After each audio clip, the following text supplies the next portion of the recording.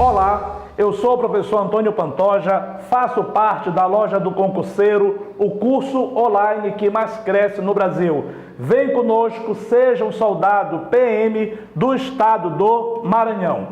Eu peguei os principais itens do edital e peguei algumas questões. Essas questões, elas são inéditas e outras eu adaptei do SESP. Vamos lá, moçada, bom proveito. Primeira questão. No que diz respeito à contribuição dos índios e negros para a formação do Brasil, julgue o item abaixo. A primeira coisa que nós temos que prestar bem atenção, que algumas questões do SESP, a primeira coisa que você tem que ter cuidado, óbvio, é com o comando. Eu poderia ter apenas índios e apenas negros. E a questão ela iria se modificar completamente. Então vamos lá. No que diz respeito à contribuição dos índios e negros para a formação do Brasil, julgue o item abaixo. A influência na língua portuguesa veio principalmente do Iorubá, notada principalmente no vocabulário, palavras como caçula, cafuné, moleque, machixe e samba. As contribuições indígenas na composição, formação do povo brasileiro, dentre as quais podemos destacar os costumes, usar a jangada, a canoa, a rede para dormir e o hábito do banho diário. É muito importante você entender que quando nós falamos da contribuição índio e negra para a formação do Brasil, sempre nós vamos buscar Darcy Ribeiro. E o Darcy Ribeiro, ele diz que a formação cultural do Brasil, ela está em 3 esteios: a indígena, a africana e a europeia. E um outro ponto que vocês já devem ter ouvido, já devem ter lido, é que geralmente o professor, na pressa, nós usamos qual expressão? Os portugueses chegaram e colonizaram o Brasil. Os portugueses chegaram e dominaram indígenas e africanos. E, na verdade, quando os portugueses chegaram aqui, eles tentaram impor, achavam que estavam impondo a sua cultura, a sua religião e os seus costumes. Mas, ao longo do processo, eu não estou dizendo que é de uma hora para outra, eu disse, mas, ao longo do processo, os índios e negros resistiram. E, às vezes, sem perceber, eles vão incluindo dentro da cultura, da alimentação e da própria religiosidade portuguesa, a cristã, seus elementos. Então, você tem que entender, e tem uma questão do SESP que é muito bacana, que ela fala assim: os negros, quando chegaram no Brasil, a primeira coisa que eles descobriram não foram o Brasil, foram os próprios negros, no plural. Porque quando este negro ele vem da África, e nós falamos África no singular, na verdade são Áfricas com dialeto, religiosidades e costumes diferentes. Então, é muito importante você prestar atenção, até porque esse é o primeiro item do nosso edital. Ponto importante. Em algumas provas, eu posso ter algumas imagens. E é fundamental você perceber que nessas 2 imagens você vai ter uma série de contribuições. Lembrando que a capoeira, ela é brasileira, ela surge, ela é criada no Brasil. O candomblé, a umbanda, e aí você sempre joga a questão da contribuição dos negros ou dos índios na questão da alimentação. Mas na fala, no hábito de tomar banho, na sensação de andar descalço, tudo isso é importante. E em qualquer região do Brasil, você não pode esquecer da importância da rede. Eu poderia colocar aqui, e não é o caso, vários textos do espanto e da exaltação dos portugueses em relação à rede. Vamos lá, segunda questão. Com base na expansão marítima europeia e na colonização das Américas, julgue o item abaixo. A economia colonial portuguesa do Nordeste açucareiro constituiu um dos núcleos fundamentais do mercado mundial em expansão nos séculos XVI e XVII. As invasões dos holandeses, o domínio das regiões produtoras e os investimentos feitos atestam essa importância. O que é que nós devemos lembrar? Que quando os portugueses colonizam o Brasil, eles colonizam por uma necessidade. A situação de Portugal não era boa a partir do século XVI. Investiram muito no comércio do Oriente, lucraram, mas não o que estavam esperando. E no momento em que eles não lucram o que desejavam, a dívida é algo real. Os portugueses, no momento que precisam pagar os banqueiros, que precisam honrar as suas dívidas, olham para o Brasil. Principalmente porque o Brasil, naquele período, estava sendo visitado por quem? Pelos franceses, na parte do atual Rio de Janeiro e na parte do atual Maranhão.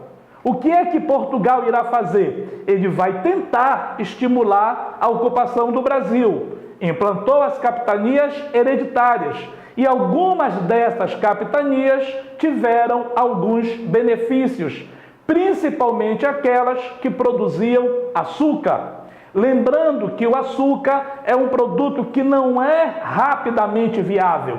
Era necessário investimento que o Estado português não faz. Questão CESP. Lembrem que quando você diz que Portugal coloniza o Brasil, dá a entender que é o Estado português.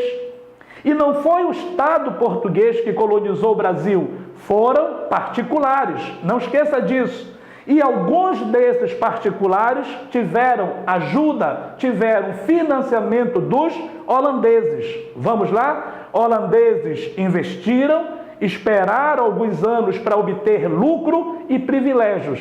O que é que acontece? Acontece que nós vamos ter a chamada União Ibérica e o Filipe II vai mudar essas regras. Filipe II proíbe o comércio Holanda-Brasil. E qual é a resposta da Holanda? A resposta da Holanda vai ser justamente na invasão do Brasil açucareiro. A invasão do Brasil, primeiro Bahia, não obtiveram sucesso, aí você vai ter Pernambuco e depois o Maranhão. A questão está correta. Vamos lá? Questão de número 3. Antes de nós passarmos para a questão de número 3, sempre eu estou colocando para vocês, posteriormente, alguns slides, que é justamente para você dar aquele pausezinho bacana e verificar em que momento ocorreu as invasões dos holandeses, que no primeiro momento você vai ter Pernambuco, depois você vai ter justamente Fortaleza e depois o Maranhão. Vamos lá, moçada? Eu gostaria de dar um tempinho aqui com vocês para justamente chamar vocês para um evento que nós vamos ter em São Luís. Esse evento você não pode perder. E que evento é esse, Pantoja? É o nosso mega aulão presencial. Vai ser quando? Vai ser no dia 18 de novembro, a partir das 9 da manhã, no hotel confortável, um hotel maravilhoso, que é o Rio Poti Hotel em São Luís. Nós vamos resolver 100 itens, estilo CESP, questões inéditas ou adaptadas. Vem conosco, vem para essa tropa que está com você e que vai trazer para você o que tem de melhor. Eu, professor Emerson, professor Helder, vamos estar discutindo, analisando e vamos com certeza ser fundamentais para a tua aprovação. E quanto custa, Pantoja? Preste bem atenção, tá? O valor promocional é R$ 42, mas preste bem atenção que esses R$ 42 é para o primeiro lote. E deste primeiro lote nós temos somente 300 ingressos. Eu posso pagar de que maneira? Você pode pagar até 12 vezes utilizando o PagSeguro. E aquilo que vocês comentam, tem direito à água? Claro que tem. Tem direito a cafezinho? Claro que tem. Vem conosco. Não esqueça que o primeiro lote apenas são 300 ingressos. Ok, moçada? Vamos lá? Questão de número 3. A Primeira República, que vai de 1889 até 1930, foi fruto de um golpe de Estado conduzido por militares. Em pouco tempo, chegaram ao poder os representantes dos proprietários rurais. Relativamente a esse período da história brasileira, julgue certo ou errado. Isto aqui é um texto clássico CESP. A Constituição de 1891 acabou com o caráter censitário da participação política, pois somente os alfabetizados podiam votar, facilitando a participação política das camadas populares. O voto era descoberto, o que facilitava a manipulação das eleições em favor dos interesses das oligarquias. Vamos lembrar que no teu edital ele joga do período colonial para a República das Oligarquias.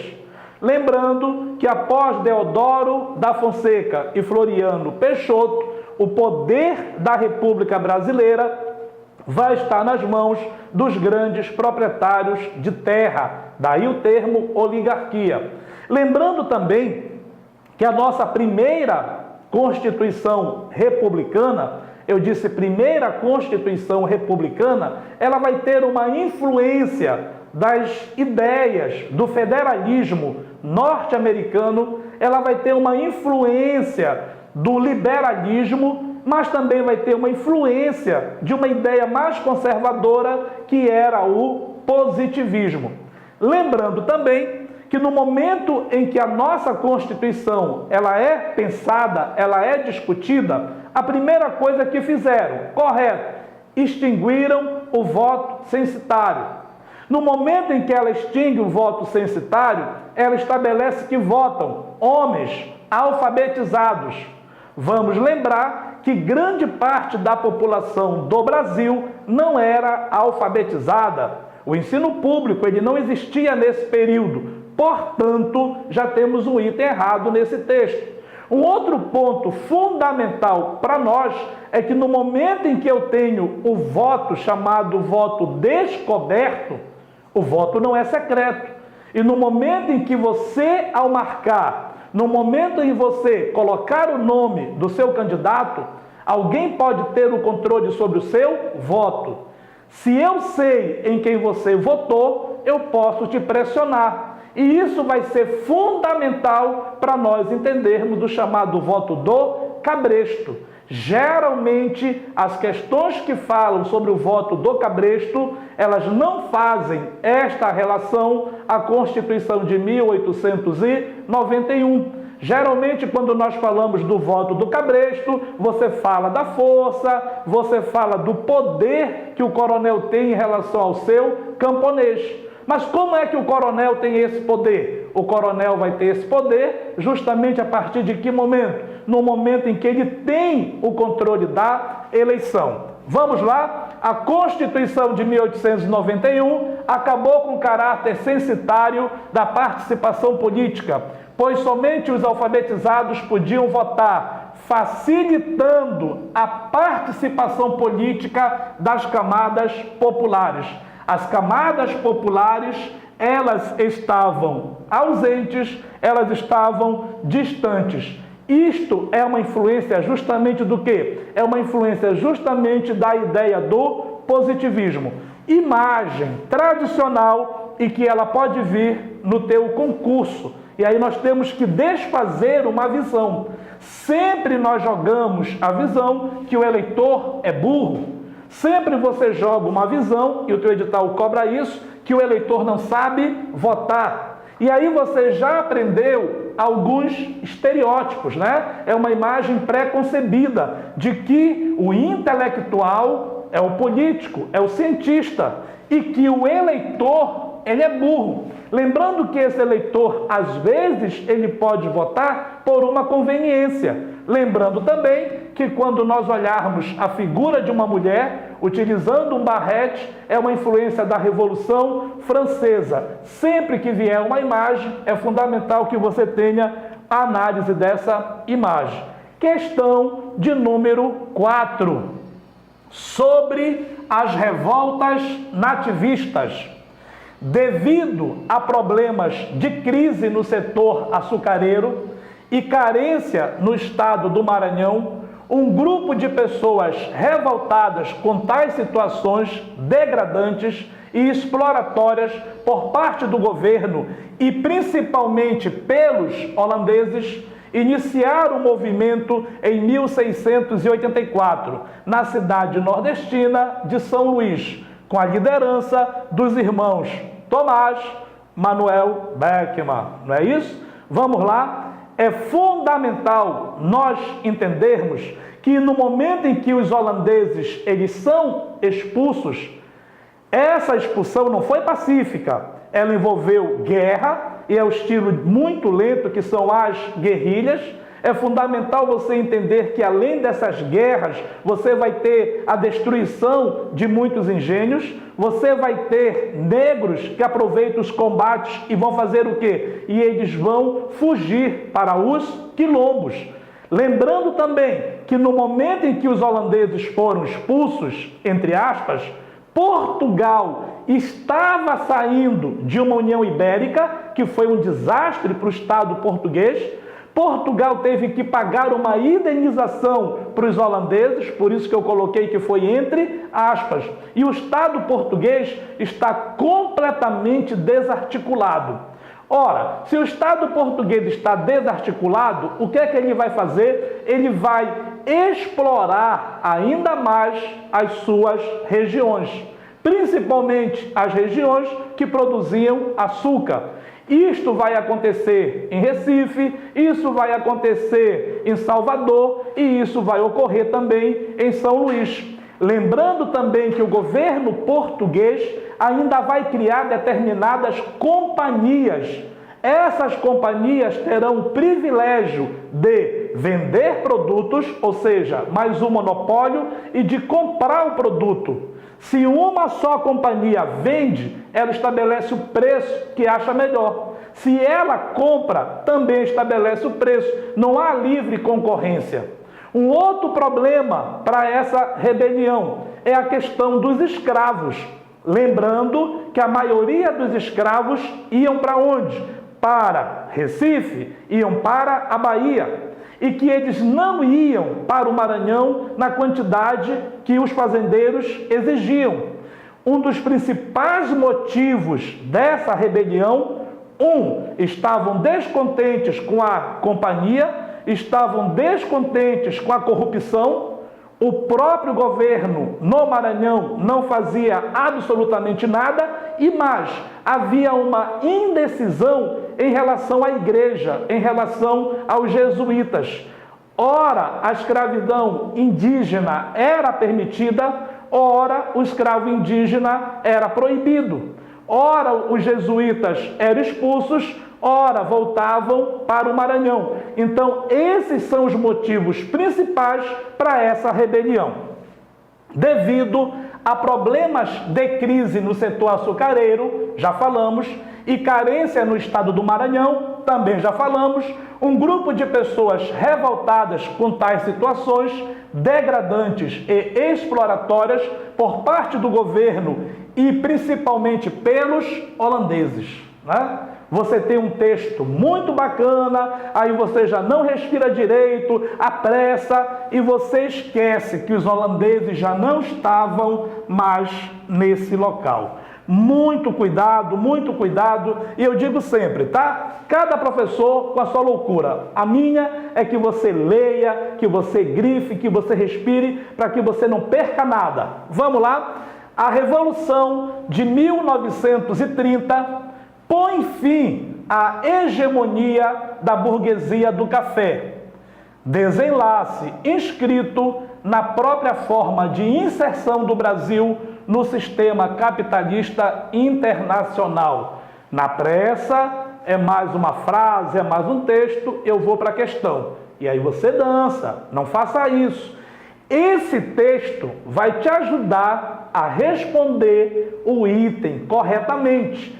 Olha o que o texto diz, que a partir de 1930, o poder que estava nas mãos dos cafeicultores, ele vai sendo reduzido, diminuído. A primeira coisa que Vargas faz é reduzir o incentivo à produção de café.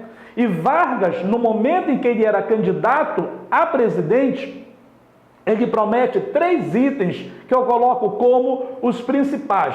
O primeiro item que Vargas diz que ele não vai manter a monocultura e ele vai investir na policultura. O segundo item que Vargas vai bater é nas questões trabalhistas, já que no período de 20 você vai ter várias greves e você vai ter uma luta muito séria entre patrão e empregado. E um outro ponto que Vargas bate, e ele promete e depois faz, é que ele percebeu que o Brasil era um federalismo em que cada estado fazia o que bem entendia. E o que menos importava era a nação. O que é que Vargas irá fazer? Ele vai cumprir as 3 promessas. Ele vai modernizar a nossa agricultura, item 1. Ele vai estabelecer uma relação entre patrão e empregado, porque ele vai criar o Ministério do Trabalho, Indústria e Comércio, para justamente ele fazer esta intervenção e muito mais. A partir de 30 e a partir de 37, sempre que possível, ele destitui os governadores e coloca os interventores. Isto, tudo que eu falei, está aqui nesta frase que às vezes nós não damos a devida importância.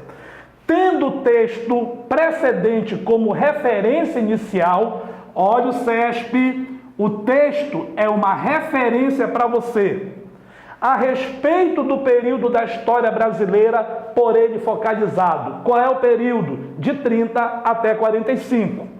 O governo instalado com a Revolução de 30 distinguiu-se do Estado oligárquico por promover uma economia agroexportadora e a descentralização das decisões econômicas. Notem que no momento que eu estava explicando o item aqui de cima, eu estava desfazendo o texto aqui. Então, a primeira coisa que você tem que entender, Vargas, ele vai dar importância para a agricultura? Sim, mas ele vai promover uma economia agrária, mas também ele vai incentivar a nossa indústria. Lembrando que é com Vargas que você vai ter um investimento maior na questão siderúrgica. Mas o erro maior, e esse aqui você não pode, você não pode deixar escapar, é a questão da descentralização. Ao longo do seu governo,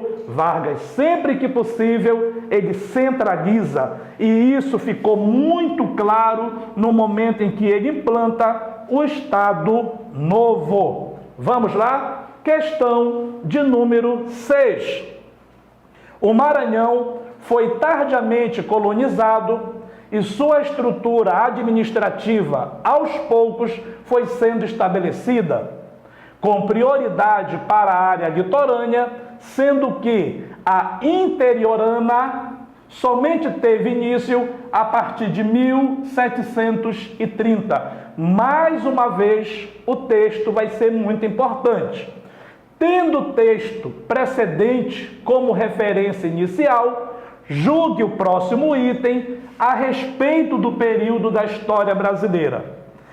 Estas particularidades, aliadas ao controle administrativo nas mãos do colonizador da frente litorânea, serão geradores de exclusão e conflitos entre as duas regiões.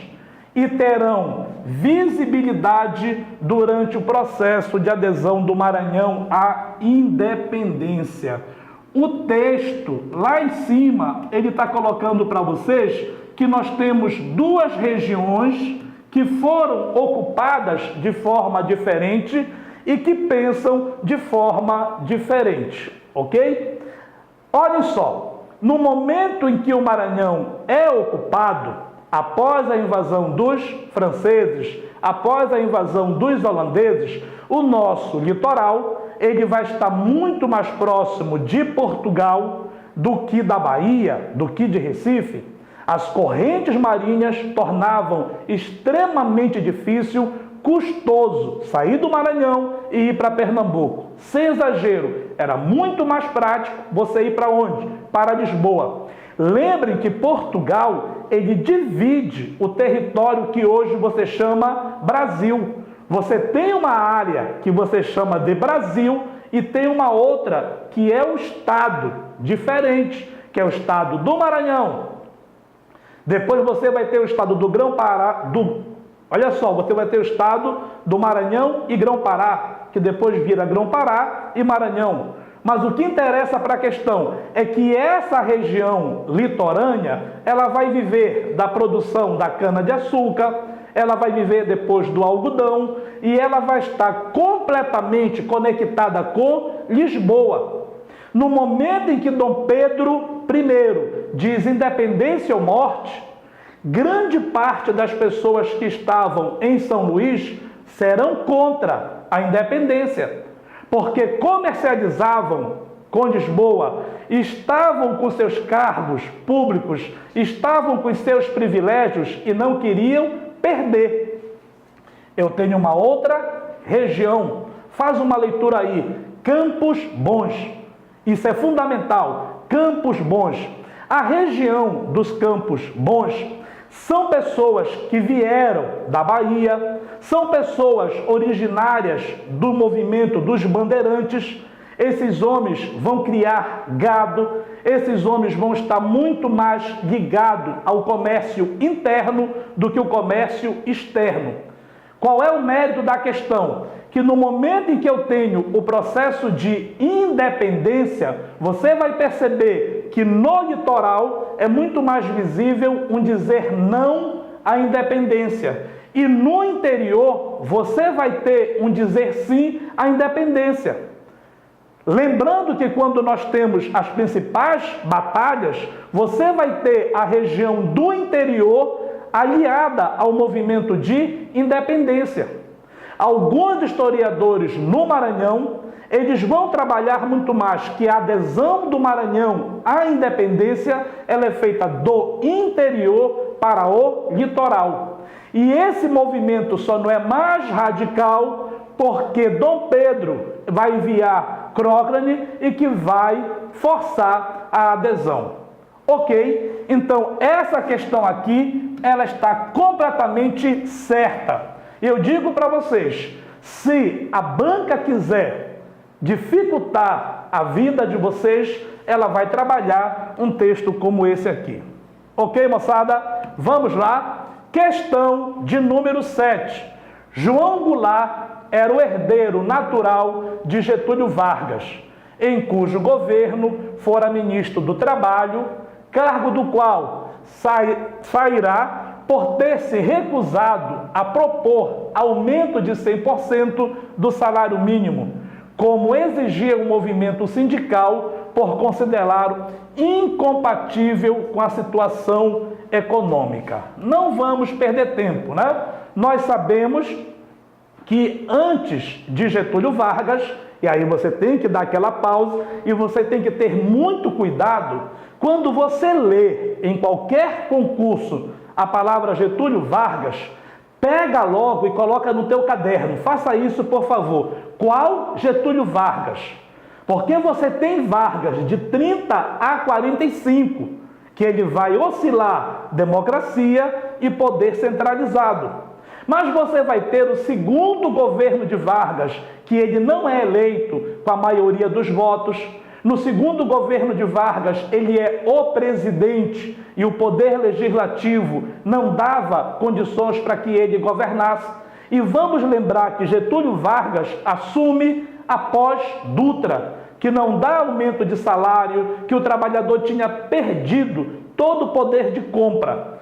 Foram feitos estudos e num desses estudos se estabelecia que para o trabalhador ter um mínimo poder de compra, o salário tinha que ser reajustado em 100%. A proposta é de João Goulart, que vai ser criticado e que vai ter que renunciar. Então, a questão ela está errada. Muito cuidado, sempre eu digo para vocês, aqui você vai lendo e aí você às vezes se confunde, né? Aqui está bem claro que João Goulart, o texto diz, se recusa. E isto não é verdade. Vamos lá, última questão. A emenda Dante de Oliveira foi um marco de uma campanha popular sem precedentes na história brasileira. Entretanto, teve menos votos a favor do que contra no Congresso Nacional. Uma razão preponderante para a derrota da emenda foi a divisão entre as lideranças oposicionistas que nem mesmo chegaram a partilhar o mesmo palanque. Você já está na reta final, essa questão aqui deve ser a tua última da prova, no teu item está lá colocado o processo de redemocratização e vamos lembrar, tá? Que esse processo de redemocratização, ele inicia pelos militares a partir de Geisel. Mas o processo de redemocratização do Brasil, ele inicia desde 64, quando parte da população brasileira diz não à ditadura civil-militar e de diversas formas irá reagir.